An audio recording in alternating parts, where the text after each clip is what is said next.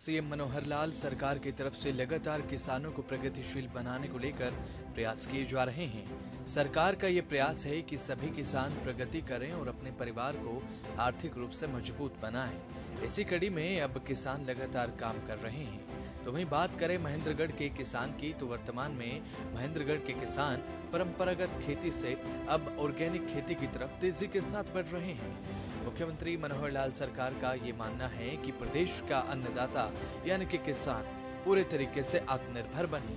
अब इसे लेकर सरकार की तरफ से लगातार प्रयास किए जा रहे हैं। सरकार की तरफ से किसानों को बागवानी खेती के लिए और साथ ही ऑर्गेनिक खेती और आधुनिक खेती के लिए सब्सिडी देकर बढ़ावा दिया जा रहा है, ताकि प्रदेश का किसान ज्यादा से ज्यादा लाभ अर्जित कर सके। और साथ ही अब पुरुषों के साथ साथ महिलाओं की भागीदारिता भी कृषि के क्षेत्र में बढ़ती जा रही है। आज हरियाणा में किसान न सिर्फ प्राकृतिक खेती कर रहा है, बल्कि उसकी कमाई में भी इजाफा हुआ है।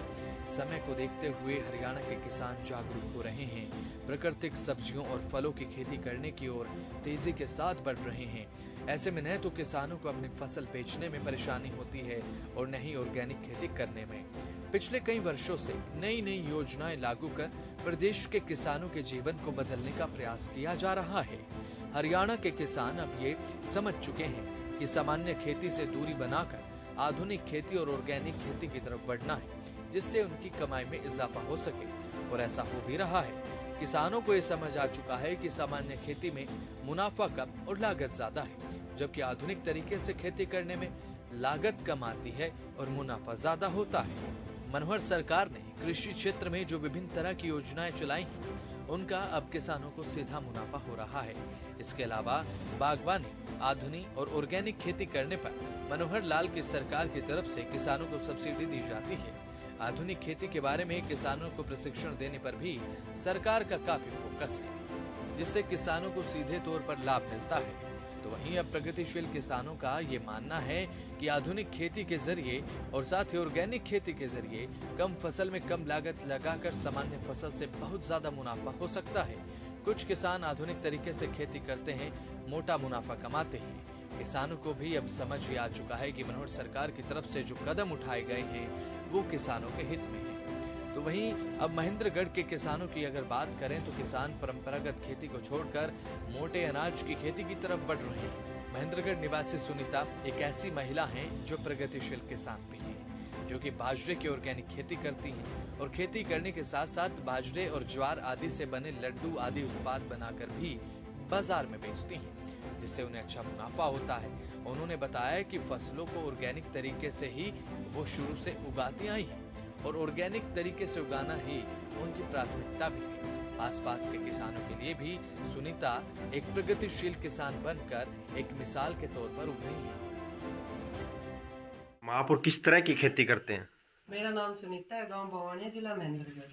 हम प्राकृतिक खेती करते हैं, जिसमें बाजरा हमने ऑर्गेनिक बाजरा बनाया, जीवामृत से तैयार किया हुआ है, जिसमें गाय का गोबर, गोमूत्र, गुड़ और बेसन मिला के उसकी स्प्रे करते हैं। प्लस उसको पानी के साथ हम लाइन में भी चलाते हैं। ये हमने एक बाजरे में 5 बार चलाया ये जीवामृत बना के, जिससे सिरटा भी बड़ा आया और बाजरा भी उत्पादन बढ़ाने में बहुत ही सहायक हुआ। और हम बाजरे के प्रोडक्ट बना रहे हैं ऑर्गेनिक, जिससे हमारी मार्केट में डिमांड ज्यादा हो। ऑर्गेनिक बाजरा के नाम से ही लोग ज्यादा खरीदते हैं। और हम बाजरे के प्रोडक्ट में बाजरे के लड्डू हैं, मटर हैं, नमकीन है, और बाजरे के साथ साथ हम ज्वार के भी कर रहे हैं, बाजरे ज्वार के लड्डू, नमकीन और मटर। उसके साथ साथ हम ने ये लगा रखी है मशरूम की भी यूनिट। इसमें हम 150 बैग लेके आए थे और अब हम इनमें से 150 के हम 300 कर लेंगे अगले साल तक। इसकी यूनिट को बढ़ा रहे हैं। इसमें मेरे साथ 10 लेडीज काम करती हैं। कभी कभी तो हम रात में भी काम करते हैं जब ज्यादा डिमांड आती है।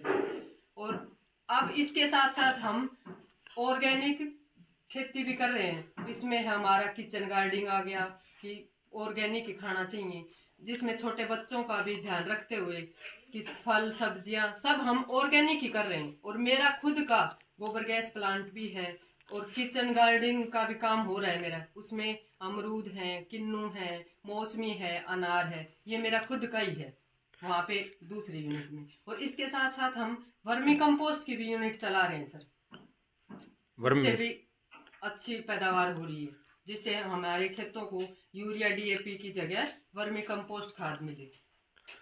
हिसार के अंदर आपको कोई सम्मान मिला? हिसार के अंदर हमें जेपी दलाल के द्वारा प्रगतिशील किसान में मेरा सम्मानित किया गया, और वहाँ मेरे को अवार्ड भी मिला था।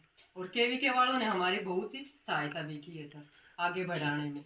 केवीके से क्या मदद मिली, किस तरह से प्रेरणा उन्होंने आपको दी?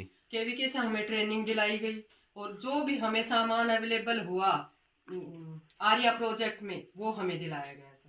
अब आप मशरूम की खेती कर रहे हो, कहाँ से प्रेरणा मिली? कितने बैग आपके पास है? लगभग कितनी बचत आपकी होगी, कितना खर्चा आएगा? हमें ये केवीके वालों ने ट्रेनिंग दी, और ये हम 150 बैग लेके आए हैं। अब हम इनसे 50,000 कमाएंगे। 150 से अगले साल हमारे आप आओगे तब 300 बैग होंगे सर। तो सरकार की जो योजनाएं हैं वो कितनी महत्वपूर्ण आपके लिए है, मानती हो? सरकार किस तरह से मदद आपकी कर रही है? बहुत सहयोग कर रही है, एससी कास्ट वालों के लिए भी, और सभी में सरकार का बहुत सहयोग है। ज्यादातर केवीके वालों ने हमें ज्यादा सपोर्ट किया है, एग्रीकल्चर वालों ने। तो मशरूम कितने दिन में के अंदर ये तैयार हो जाएगी लगभग आपकी? ये सर अभी 20 दिन में तैयार हो जाएगी, और फिर 3 महीने चलेगी कंटिन्यू। जो एक बैग है कितने समय तक आप इसका उपयोग करते हैं? 3 महीने तक। कितनी बार फसल लोगे इस एक बैग से? 3 बार सर।